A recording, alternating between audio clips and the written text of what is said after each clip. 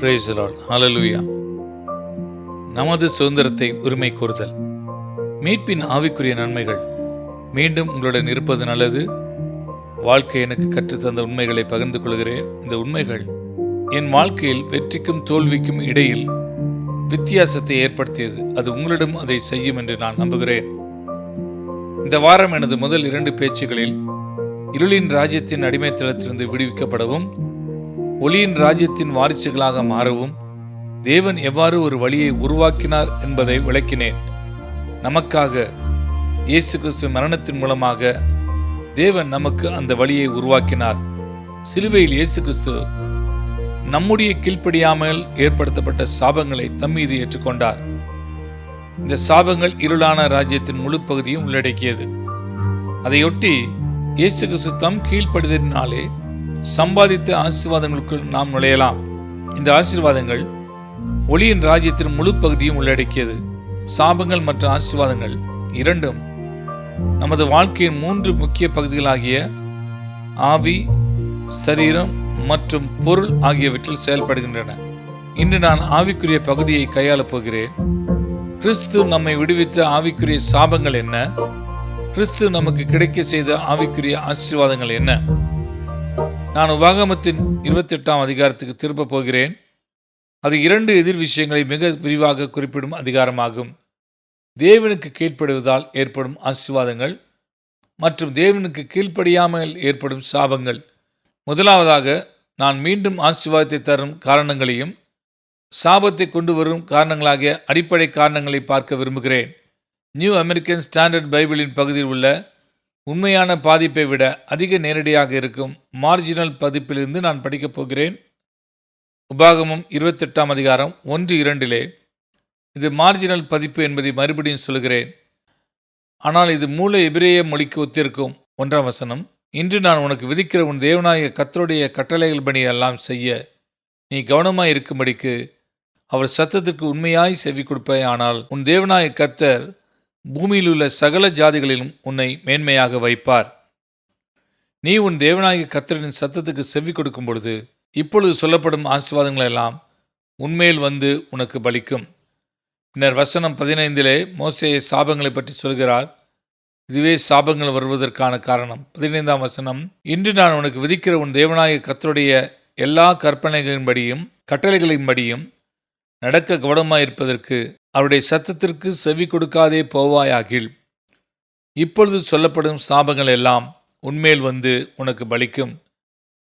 ஆசீர்வாதங்களை பெறுவதற்கும் சாபங்களை பெறுவதற்கும் இடையே உள்ள தீர்க்கமான வேறுபாட்டை நாம் புரிந்து கொள்வது மிகவும் முக்கியமானது. இது ஒரு குறுகிய ஆனால் மிக முக்கியமான சொற்றொடரில் சுருக்கப்பட்டுள்ளது. கர்த்தருடைய சத்தத்துக்கு செவி கொடுப்பது. உங்கள் தேவனாகிய கர்த்தருடைய சத்தத்தை நீங்கள் கவனமாய் கேட்பீர்களானால் இந்த ஆசீர்வாதங்கள் அனைத்தும் உங்கள் மேல் வரும். ஆனால் உங்கள் தேவனாகிய கர்த்தருடைய சத்தத்துக்கு நீங்கள் செவி கொடுக்காமல் போனால் இந்த சாபங்கள் அனைத்தும் உங்கள் மேல் வரும். எனவே நலமான வாழ்வு அல்லது பேரழிவுக்கான நமது முழு விதியும் நாம் செவி கொடுக்கும் சத்தத்தால் தீர்க்கப்படுவதை நீங்கள் காணலாம். கர்த்தரின் சத்தத்துக்கு செவி சாய்ப்பதும் அவர் சொல்வதை கடைபிடிப்பதும் ஆசீர்வாதத்தை கொண்டு வரும். ஆனால் கர்த்தரின் சத்தத்துக்கு செவி சாய்க்காமல் இருப்பது சாபத்தை, பல சாபங்களை கொண்டு வரும். நிச்சயமாக நாம் கர்த்தர் சொல்வதை கடைபிடிக்காத வரை அவருடைய சத்தத்தை கேட்பது போதாது. ஆனால் அதற்கு மாறாக நாம் முதலில் அவருடைய சத்தத்தை கேட்காத வரை தேவன் சொல்வதை கடைபிடிப்பது சாத்தியமில்லை. ஏனென்றால் நாம் என்ன செய்ய வேண்டும் என்று அவருடைய சத்தம்தான் நமக்கு சொல்லுகிறது. கிறிஸ்தவர்கள் என்று கூறிக்கொள்ளும் பலரை எதிர்கொள்ளும் பெரிய ஆவிக்குரிய ஆபத்து என்னவென்றால் அவர்கள் தேவனின் சத்தத்துக்கு உணர்ச்சியற்றவர்களாக மாறிவிட்டனர்.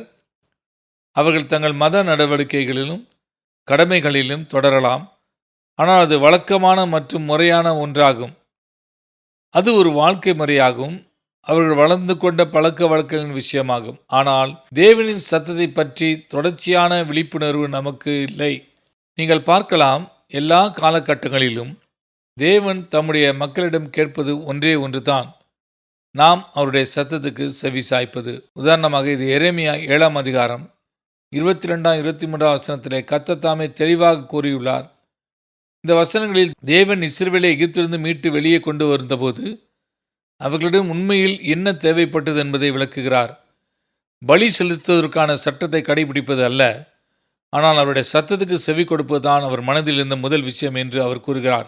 இப்போது அவருடைய சத்தம் அவர்களை நியாயப்பிரமாணத்தை கைக்கொள்ளவும் பலிகளை செலுத்தவும் வழிநடத்தும். ஆனால் மறுபுறம் நியாயப்பிரமாணத்தின் வெளிப்புறங்களை கடைபிடிப்பதும் பலிகளை செலுத்துவதும் கர்த்தருடைய சத்தத்துக்கு செவி சாய்த்ததன் விளைவாக அவர்கள் அதை செய்யாவிட்டால் அவர்களுக்கு எந்த பயனும் இல்லை. நாம் அவருடைய சத்தத்துக்கு செவி சாய்க்க வேண்டும் என்பதே தேவனின் முக்கிய தேவையாகும். எரேமியா 7ஆம் அதிகாரம் 22 23 வசனத்தை தேவன் என்ன சொல்கிறார்? 22 வசனம், நான் உங்கள் பிதாக்களை எகிப்து தேசத்தினால் அழைத்து வந்த நாளிலே தகன பலியை குறித்தும் மற்ற பலிகளை குறித்தும் நான் அவர்களோடு பேசினதையும் கட்டளையிட்டதையும் பார்க்கிலும் என் வாக்குக்கு செவி கொடுங்கள். அப்பொழுது நான் உங்கள் தேவனாயிருப்பேன், நீங்கள் என் ஜனமாயிருப்பீர்கள். நான் உங்களுக்கு கற்பிக்கும் எல்லா வழியிலும் நீங்கள் உங்களுக்கு நன்மை உண்டாகும்படி நடவுங்கள் என்கிற விஷயத்தை அவர்களுக்கு சொல்லி கட்டளையிடுவேன். கர்த்தர் நம் தேவனாக இருக்க வேண்டும், நாம் அவருடைய மக்களாக இருக்க வேண்டும் என்கிற எளிய தேவைகளை கவனியுங்கள். என் வாக்குக்கு செவி கொடுங்கள், அப்பொழுது நான் உங்கள் தேவனாயிருப்பேன், நீங்கள் என் ஜனமாயிருப்பீர்கள். இதை எவ்வளவு எளிமையாக சுருக்க முடியுமோ அவ்வளவு எளிமையாக சுருக்கி கூறப்பட்டுள்ளது. இப்போது புதிய ஏற்பாட்டில் இது வேறு வகையாக இருக்கிறது என்று நீங்கள் நினைக்கலாம். ஆனால் அது அப்படியல்ல. அந்த கொள்கை ஒரே மாதிரியாகத்தான் இருக்கிறது. யோவான் 10ஆம் அதிகாரம் 27ஆம் வசனத்திலே ஒரே ஒரு வசனத்தில் இயேசு கிறிஸ்து இதை சுருக்கமாக கூறுகிறார். 27ஆம் வசனம், என் ஆடுகள் என் சத்தத்திற்கு செவி கொடுக்கிறது, நான் அவைகளை அறிந்திருக்கிறேன், அவைகள் எனக்கு பின் செல்கிறது. நாம் உண்மையில் இயேசுவுக்கு சொந்தமானவர்கள் என்பதற்கு அடையாளம் நாம் ஒரு குறிப்பிட்ட மத வாழ்க்கை முறையை பின்பற்றுவதோ அல்லது ஒரு குறிப்பிட்ட கட்டிடத்தில் ஆராதனை செய்வதோ அல்ல. ஆனால் அது அவருடைய சத்தத்திற்கு கேட்பதுதான். அவருடைய சத்தத்தை கேட்டு அவரை பின்பற்றுவதே ஆகும். எல்லா இடங்களிலும், எல்லா வயதினரிலும், எல்லா மத பிரிவுகளிலும் உண்மையான விசுவாசியின் அடையாளம் அதுதான். இது வெளிப்புறமான ஒன்றல்ல, ஆனால் தேவனுடனான உள்ளார்ந்த தனிப்பட்ட உறவே.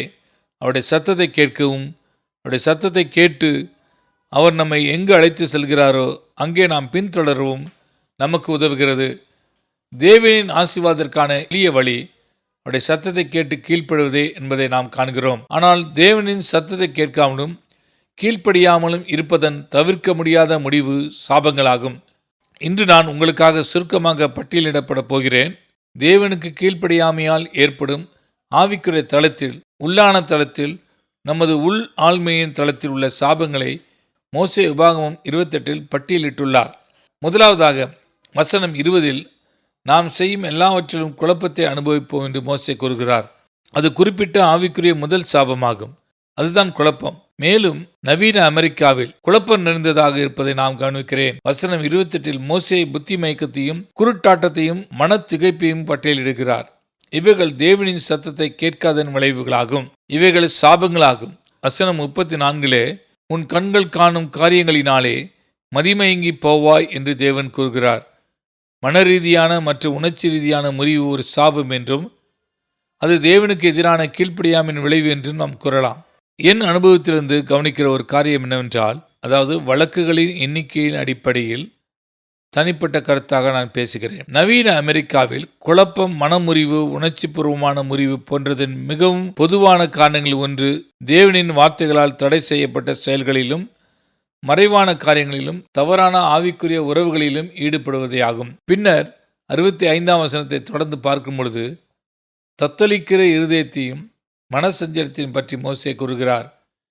கீழ்ப்படியாமையின் ஆவிக்குரிய விளைவுகளை சுருக்கமாக சொல்ல முடியும் என்று நான் நம்புகிறேன். அந்த ஆவிக்குரிய சாபங்கள் குழப்பம், ஏமாற்றம், உள்ளான வேதனை மற்றும் சஞ்சலம் போன்றவை ஆகும். மக்களையும் அவர்கள் பிரச்சனைகளையும் ஒரு ஊழியக்காரராக நான் பேசுகிறேன். இவைகளைத்தான் இன்று அமெரிக்காவில் உள்ள மக்களின் வாழ்க்கையில் நாங்கள் தொடர்ந்து சந்திக்கும் விஷயங்கள். குழப்பம், ஏமாற்றம், உள்ளான வேதனை மற்றும் சஞ்சலம் போன்றவை ஆகும். இப்போது கீழ்ப்படுதலின் விளைவாக ஆவிக்குரிய தளத்தில் உள்ள ஆசீர்வாதம் என்ன? நிச்சயமாக பல ஆசீர்வாதங்கள், எண்ணற்ற ஆசீர்வாதங்கள் உள்ளன.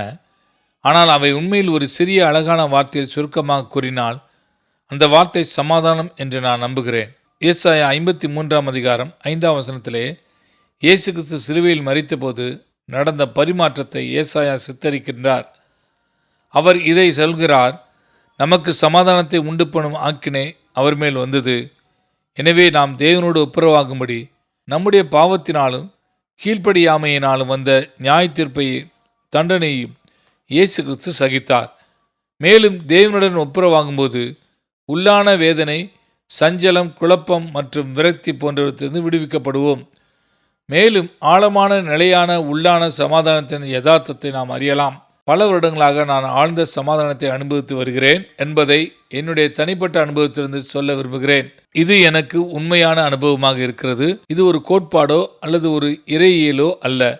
இந்த சமாதானத்தை பற்றி பேசும் புதிய ஏற்பாட்டில் உள்ள 2 வேத வசனங்களை பார்ப்போம். ரோமர் 5ஆம் அதிகாரம் 1ஆம் வசனம், இவ்விதமாக நாம் விசுவாசத்தினாலே நீதிமான்களாக்கப்பட்டிருக்கிறபடியால் நம்முடைய கர்த்தராகிய இயேசு கிறிஸ்து மூலமாய் தேவனிடத்தில் சமாதானம் பெற்றிருக்கிறோம். எவ்வளவு அழகான வார்த்தைகள்! தேவனிடத்தில் சமாதானம் பெற்றிருக்கிறோம். இனி நாம் குற்றவாளிகள் அல்ல. நாம் தேவனை எவ்விதத்திலும் பிரியப்படுத்தவில்லை என்று இனி பயப்பட தேவையில்லை. நாம் தேவனோடு சமாதானம் கொண்டுள்ளோம். பின்னர் 4ஆம் அதிகாரம் 7ஆம் வசனத்தில் உள்ள ஒரு அழகான வசனம் நமக்குள் இருக்கும் அனுபவ விளைவுகளை விவரிக்கின்றது. 7ஆம் வசனம், அப்பொழுது எல்லா புத்திக்கும் மேலான தேவ சமாதானம் உங்கள் இருதயங்களையும் உங்கள் சிந்தைகளையும் கிறிஸ்து இயேசுவுக்குள்ளாக காத்துக்கொள்ளும். நமது சமகால நாகரிகத்தில் நம் இதயங்களையும் சிந்தைகளையும் காக்க தேவனின் சமாதானம் தேவைப்படுகிறது. ஆனால் தேவனுடைய சமாதானம் அதை செய்ய முடியும் என்று நான் சாட்சி கூற விரும்புகிறேன். உண்மையில் சமாதானம் என்ற வார்த்தை எபிரேய வடிவத்தில் மோதல் இல்லாதது, அதைவிட அதிகமாக முழுமையமான அல்லது நல்வாழ்வு என்ற அர்த்தமாகும். சமாதானம் உள்ளான மனிதனில் தொடங்கி முழுமையான வாழ்வுக்கு வழிவகுக்கிறது என்று சொல்ல விரும்புகிறேன். இன்று நம் வாழ்வில் ஒவ்வொரு பகுதியிலும், சரீரத்திலும் பொருளாதாரத்திலும் செயல்படுகிறது. சரி, இன்று நம் நேரம் முடிந்துவிட்டது. ஆனால் நாளை இந்த நேரத்தில் மீண்டும் உங்களுடன் வருவேன். நாளை நான் சரீர பகுதியில் மீட்பின் வெளிப்பாட்டை பற்றி பேசுகிறேன். அது இயேசு கிறிஸ்து தம்முடைய மரணத்தின் மூலம் நமக்கு கிடைக்க செய்த சரீர நன்மைகளாகும். ஆமேன்.